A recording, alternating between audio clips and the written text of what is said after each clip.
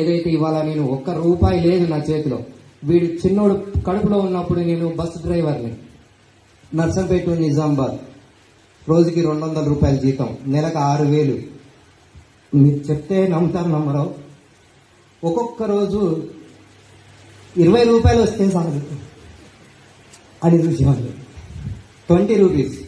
నిజం friends, Vestige నాకు ఇవాళ, నేను అందుకే అంత గర్వపడుతున్నా వెస్టీజ్ని. అర్థం చేసుకోండి, ₹20 కోసం అంత నానా సంఖ్య నాకు ఇవ్వండి.